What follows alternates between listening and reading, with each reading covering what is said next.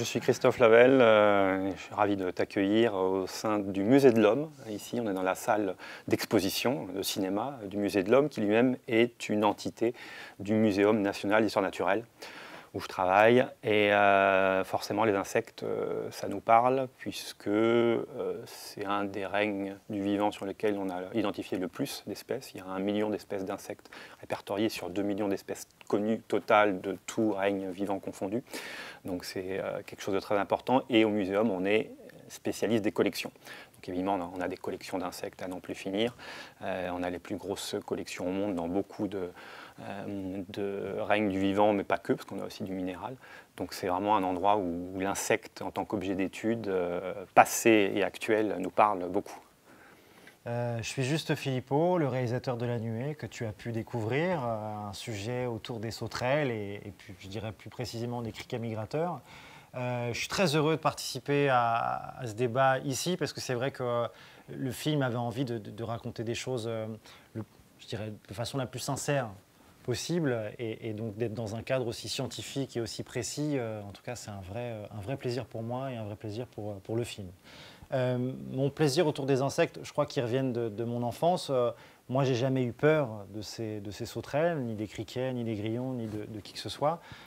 J'ai eu la chance de grandir un peu dans les Alpes et c'est vrai que c'était un endroit à 1500 mètres d'altitude où j'avais un contact avec la nature qui était propice à celui d'un échange équitable. Voilà. Donc aujourd'hui, j'avais aussi envie de parler de ça. Et je crois que ce qui m'a le plus intéressé dans La Nuée, c'était justement d'arriver avec un regard, pas celui du cinéaste apeuré face à un insecte, mais au contraire, celui de quelqu'un qui aimerait défendre je dirais un individu qui a des choses à dire. Plus fasciné qu'apeuré. Plus fasciné qu'apeuré et plus fasciné par le message, cette façon dont on va chercher l'insecte, on va le protéger ou au contraire on va l'écraser. Moi je suis plutôt de celui qui les protège, donc j'avais aussi envie d'un film qui les protège indirectement.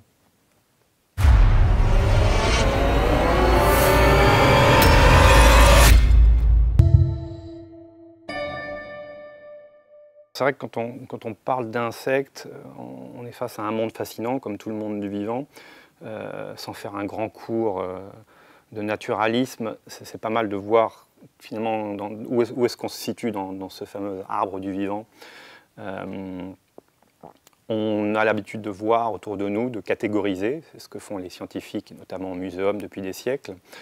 Dans tout ce qui est vivant, il y a du visible et l'invisible. Alors l'invisible, on pense aux bactéries. Si on raisonne en termes de biomasse, les bactéries, c'est près de 13% de toute la biomasse vivante mondiale, donc c'est un énorme morceau. Et on voit surtout les plantes autour de nous, donc les arbres, les fleurs, les herbes, donc ça c'est 82% de la biomasse, donc c'est vraiment l'écrasante majorité. Et puis je dirais qu'entre ce qui est très visible, ces plantes, et puis ce qui est invisible, les bactéries, il y a bien sûr beaucoup d'autres familles d'organismes vivants, et on pense bien sûr aux animaux. Et dans ces animaux, il y a ceux qui nous sont entre guillemets familiers, alors là, les chats, les chiens, les chevaux, les vaches, les tigres, on en a une image. Et puis il y a les insectes, qui sont des animaux, ils font partie de cette catégorie des animaux, tout comme, alors en fait il faut descendre ou monter l'arbre, je ne saurais pas comment dire, mais quand on est dans les animaux, on a les mollusques, on a les poissons, on a les tétrapodes et on a les arthropodes. Dans ces arthropodes, qui représentent 1% de la biomasse totale du vivant, dans ces arthropodes, on a, de nouveau, on continue les embranchements, on a des arachnides, on a des crustacés et on a des insectes. Donc là, on commence à être on sent qu'on se rapproche de nos criquets. Dans ces insectes, ce que je disais, on connaît 1 million d'espèces d'insectes. Sur, une fois de plus, 2 millions d'espèces, tout règne vivant confondu. Et donc on sait qu'on en a forcément peut-être encore 1 million à découvrir. Et donc c'est d'une richesse pas infinie, mais presque. Et donc dans ces insectes, on va continuer, pareil, on va faire des catégories, parce qu'à 1 million, il faut bien les mettre dans des cases. Donc dans ces différents insectes, on va avoir des héminoptères, on va avoir des lépidoptères, on va avoir des orthoptères. On se rapproche, avec ces orthoptères, on va les diviser en deux. On va avoir des caélifères et des ancifères. Et les ancifères, c'est les sauterelles, les grillons, Et les caillifères, ce sont justement les criquets. Et donc en fait, là, ça y est, on a atteint ce qui nous intéresse, puisque dans le film que tu as fait, donc, ce sont des criquets. C'est vrai qu'on a, dans le langage commun, là je parle en tant que naturaliste, mais dans le langage commun, on utilise le mot sauterelle un peu pour tout le monde. Que ce soit des vraies sauterelles au sens naturaliste du terme, que ce soit des grillons, que ce soit des criquets, tout ça, ça saute. Donc on a tendance à appeler ça sauterelle. Après, on peut les distinguer de manière assez facile, puisque les sauterelles, comme les grillons, ont des antennes courtes, tandis que ou l'inverse, les sauterelles et les grillons ont des antennes longues, et les criquets, justement, et on voit bien dans le film, elles ont des antennes très courtes. On pourrait dire que c'est un peu anecdotique, mais là où ça devient plus intéressant pour le film, c'est que finalement, les criquets sont ce qu'on appelle phytophages. Ils bouffent des végétaux, tandis que les sauterelles et les grillons sont carnivores, plutôt. Donc, éventuellement, d'ailleurs, sont capables de se bouffer entre elles. Donc c'est là où on sent qu'effectivement on est d'un côté, et c'est un peu la frontière entre ce que tu as pu filmer et le passage de l'un à l'autre de ces deux espèces différentes, où en fait les trois sont capables de mordre, hein, comme on le voit dans le film, parce qu'il faut bien qu'elles se défendent, mais c'est vrai que dans l'environnement, les criquets donc, vont avoir tendance à se précipiter, non pas sur d'autres criquets, mais sur un ensemble, sur des végétaux, ce qui fait d'ailleurs le problème, parce qu'ils sont connus, justement on parle souvent des criquets migrateurs, puisqu'ils forment des nuées, pour le coup, effectivement, ce qui n'est pas le cas des sauterelles. Et les criquets forment des nuées qui vont effectivement ravager des récoltes entières. Donc c'est ce qu'on appelait d'ailleurs la 8e plaie d'Égypte, hein, dans la Bible, parce que sont vraiment, quand ça arrive, ça ravage des hectares et des hectares de récoltes, surtout en Afrique. Et comme on connaît toute la problématique de la sécurité alimentaire dans cet endroit, s'il y a une nuée de criquets, c'est-à-dire que derrière, il y a famine. Très probable. Donc voilà où on a quand même une espèce qui est assez fascinante, parce qu'on a ces nuées qui sont spectaculaires, qu'on voit bien dans ton film. Et maintenant, quand on se place d'un point de vue, non pas science-fiction, mais science, effectivement, ces nuées sont tout à fait inoffensives directement pour l'homme, en tout cas dans l'environnement qu'on connaît. Par contre, indirectement, effectivement, du fait qu'elles ravagent des cultures, elles sont extrêmement redoutées. Et c'est là où moi, j'ai eu, comment dirais-je, envie d'aller vers le scientifique, parce qu'il a fallu que je me nourrisse aussi d'informations réalistes. Alors, j'ai eu la chance d'obtenir un scénario écrit par 2 scénaristes, en l'occurrence Jérôme Genevray et Franck Victor, sur une idée de Jérôme Genevray. Et c'est vrai que très vite, disons que mon rapport, il a été d'aller vers du fantastique et d'essayer d'aller vers du scientifique. Donc j'ai eu ce scénario qui était finalement un scénario où le monstre, la sauterelle, était un monstre qui se transformait littéralement au contact de quelque chose inhabituel dans son alimentation. Et forcément, la transformation était très conséquente. Moi, ce qui m'a paru intéressant, c'était de ramener le film à une réalité ou à des réalités, et comment tout d'un coup je pouvais avoir ce chemin inverse de la science-fiction à la réalité, tout en étant plus ou moins crédible. Alors j'ai ouvert la porte à la science, j'ai donc étudié un petit peu ces criquets migrateurs, ces sauterelles, j'ai compris la différence aussi, finalement je la connaissais assez mal.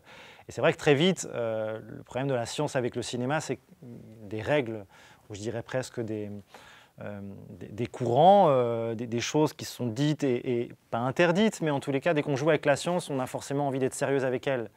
Et moi, il a fallu que je prenne le meilleur, entre guillemets, de la science ou de ces informations pour réussir à créer un insecte qui était un insecte de cinéma, à savoir un insecte qui pouvait être un insecte dangereux, mais pas trop, qui pouvait grandir en nombre, qui pouvait finalement résister à ce qu'on appelle, et c'est le plus important au cinéma, l'ellipse. Ce temps qu'on ne voit pas, dans lequel il se passe des choses.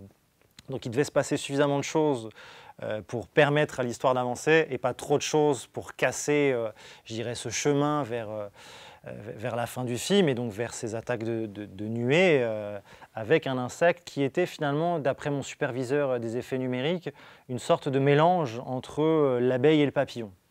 Voilà, donc on a étudié ces insectes, j'ai étudié cette agriculture autour des insectes et notamment autour de ces criquets, et donc il a fallu que je recompose en peu de temps une agriculture viable en termes de rentabilité, c'est-à-dire quels étaient les gestes, quels étaient l'outillage et comment cette femme, cette mère au foyer allait pouvoir combiner son agriculture et cette vie de famille. Et en même temps, il a fallu que je réfléchisse à un insecte qui pouvait déborder l'image, qui pouvait créer un danger et une menace sur tout un environnement. Donc moi, je dirais que j'ai voilà, oscillé entre la science-fiction et le scientifique, tout en cherchant le meilleur des deux pour être le plus à même de raconter une histoire vraie, ou presque vraie.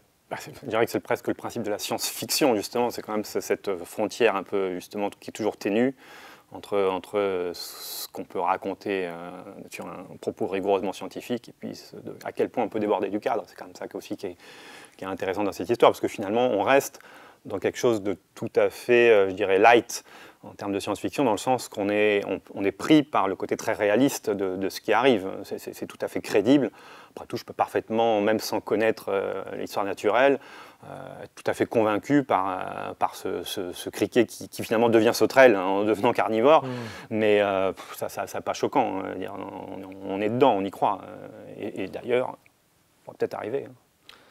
Ben ouais, c'est ce que tu disais. Et c'est marrant parce que moi, j'ai vu dans des scènes, notamment dans la mise en scène de ces insectes et de cet environnement technique autour de cette agriculture, à un moment donné, je l'ai vu vider des sacs de sauterelles, de criquets, pour en faire de la farine. Toute cette étape de déshydratation, pour en faire ensuite une farine qu'elle pouvait vendre à des agriculteurs, des éleveurs de canards. Et c'est vrai que la voyant vider, même si je savais que tout était faux, les gestes étant très réalistes, elle étant très naturelle dans cet environnement, je me suis dit, mais en fait, c'est un super business, quoi. Hé, salut, ça va? Ouais. Salut Gaston. Salut. Ouais, c'est quoi? Demande à ta mère plutôt. C'est quoi ce truc? On s'est agrandi. Ah bon? Pourquoi? Elles ont repris des forces, nos sauterelles.